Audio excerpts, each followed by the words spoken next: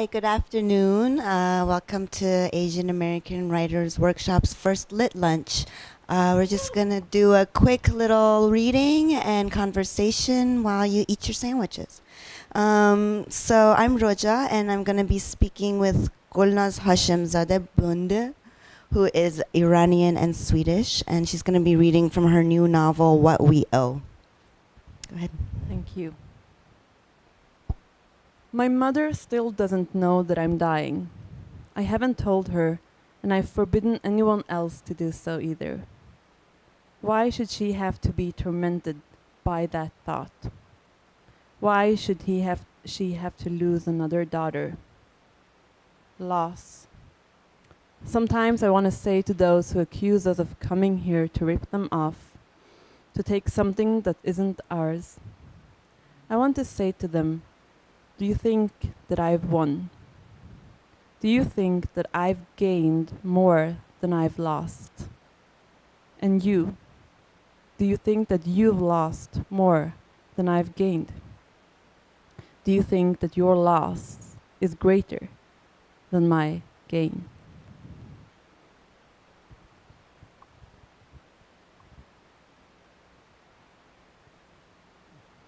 This is an island, and they own it. It's a piece of land that rises straight out of the sea, and they own it. I marvel at that. Beside the sand on the beach, which has been brought here, everything on the island is sturdy and solid, as if nothing could shake it. There are trees across most of it, towering trees, trunks so wide that they block your view. I marvel at them, at things that are left in peace. When you walk down the paths, roots crisscross under your feet. I feel them with my hands. They can't be lifted. They can't be forced to go anywhere else. The roots will never slip through any fingers, never fall to the earth, seeking home again. They're already there. They will always be there. I look out at the people sitting around their midsummer feast, and I think, I am a people of sand, and they are a people of roots.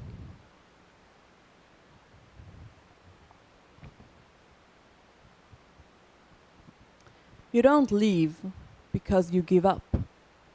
You leave to do something, make something, build something that's like a middle finger in the face of all the shit that has happened.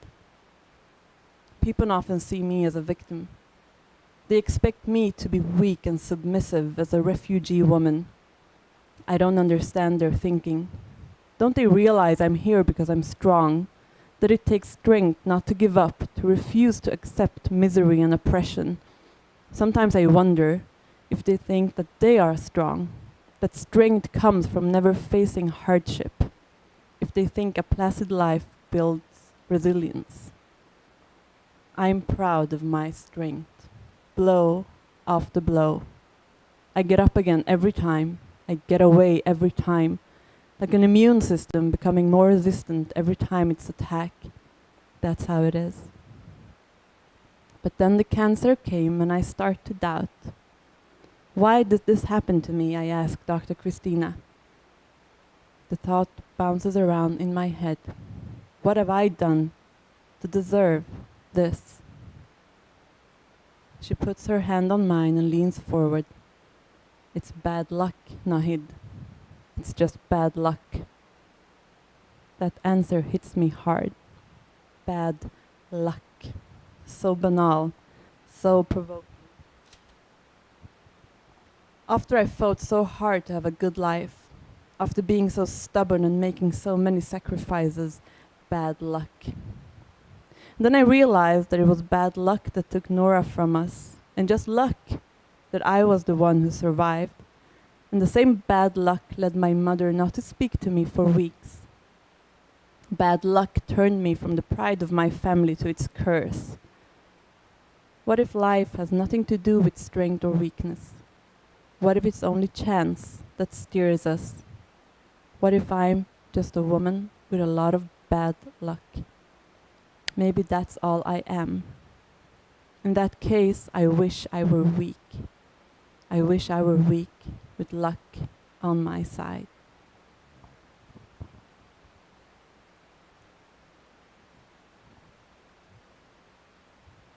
I thought we'd get more time, she says. More time before it was all over, before everyone was gone, before it all. It was going to turn out okay in the end, Mama. Turn out good for Dad, for you. She's crying, not quietly, but like a child. She sobs and snot runs from her nose. I don't understand why it has to end like this. Why we never got to have it good, never got any peace. He was supposed to be better, and now he's gone. She lies on her stomach on the sofa, her face buried in her arms, and I stroke her hair. Cry it out, I say. Cry it out, darling. I feel her body relax, and she lets go of some part of what she's carrying inside. I continue to stroke her hair. I don't understand why everything disappears, Mama. Why everyone disappears. I don't understand it. And I don't know how to do this. There will be nothing left. It feels like I'm hovering in midair, and I just don't understand why everything has to keep disappearing. I lift my hand from her. I don't mean to do it, but it's as if I can't let it linger. I want her to cry. I want her to grieve. I want her to mourn me. But I don't want to hear her feel sorry for herself. I don't want to hear her grieve for her own destiny. She is the one receiving the fruits of all of our labors, all of our losses. She inherits everything we hoped for and all the things we took for granted. Freedom, possibilities, life. She's the one who gets to live, and here she is, feeling sorry for herself. Everything disappears, I want to say to her. All worlds, all people. You're a child of war. You're a refugee. You ought to know that. Did you think it only applied to other people? Did you think we left it behind? That it's something you can escape? Read a history book. Nothing endures. Everything will disappear and the world will become another. That's what you come from. That's the blood that flows in your veins. It will take generations to replace it. Generations before thousands of years of war, rebellion, and chaos are replaced by Swedish peace, Swedish constancy. That's how it is, I say simply. My tone is harsh and I let it be. As long as I can remember, everything has disappeared. As long as you'll live, you'll experience the same thing.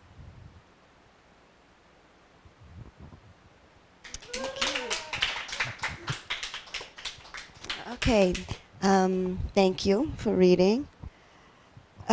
So this book seems to kind of address loss in many different ways, right? Whether it's health or life or country. And it also goes through the different generations of immigration and what role loss plays in those. So I wanted to ask you, what do you think, how do you think the different generations experience loss? So from our narrator, who's the one who escaped Iran, to her daughter, who's more Swedish, obviously, to later the baby that comes. Yeah, that's really the question that I wanted to explore in writing this book. I had the experience of having a baby, my first child, a daughter. A few months after I had my daughter, my grandmother died, my mother's mother, and then within 10 months, my mother had died as well. So I kind of had, this future in my arms, and I very quickly lost everything, behind me. And my father had also suddenly died just 2 years earlier. So it was a very intense period. And I thought a lot about, how do I pass on, the great things that my parents had, their hard work, their high dreams. But also, how do I make sure that the bad things, don't pass on? And can I do that? Can I kind of protect my children from the pain and the trauma? And I think it takes many generations, if it's ever gone entirely.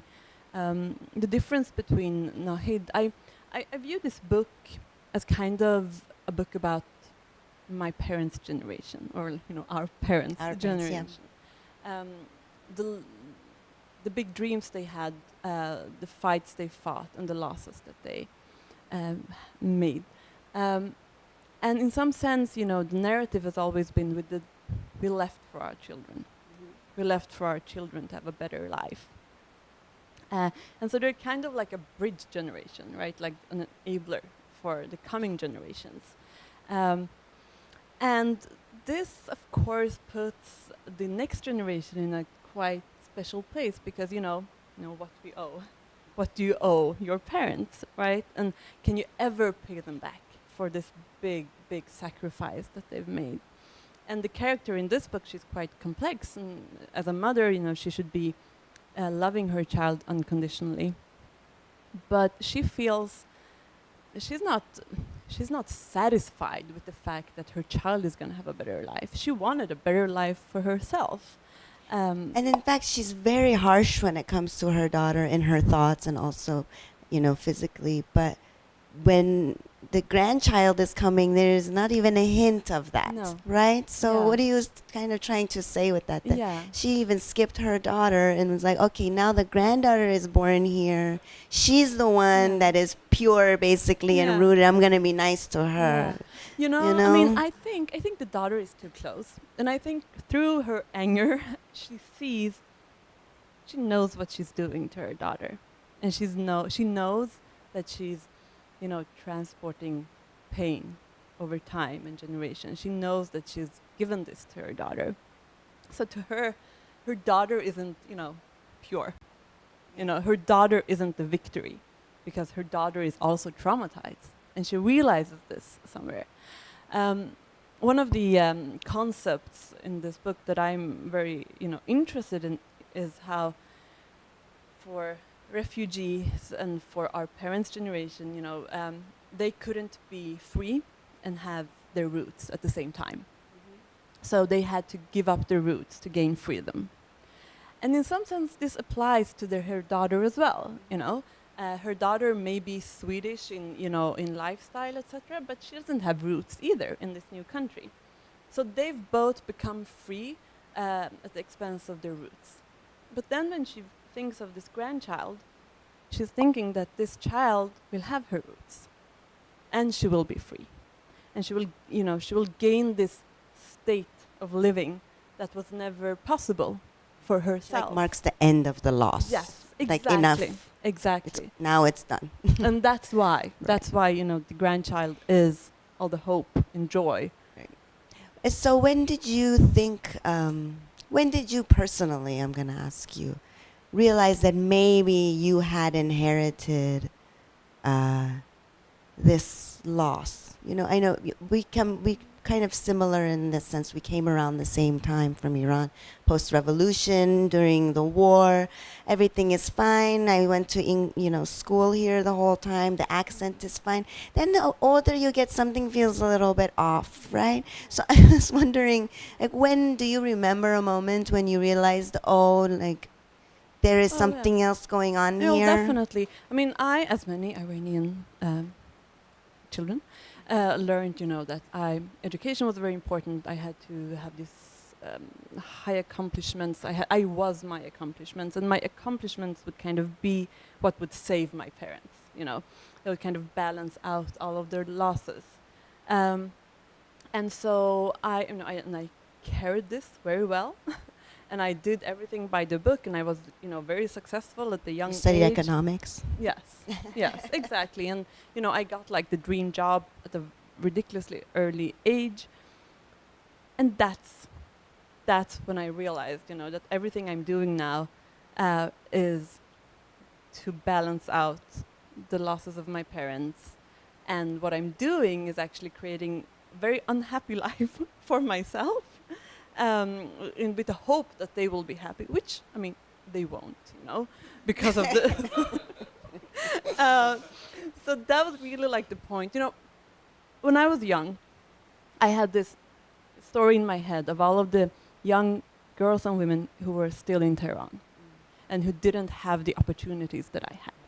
And so my job was to kind of, I was in debt to them as well. So I had to make the best out of all the opportunities because they didn't have any. Right.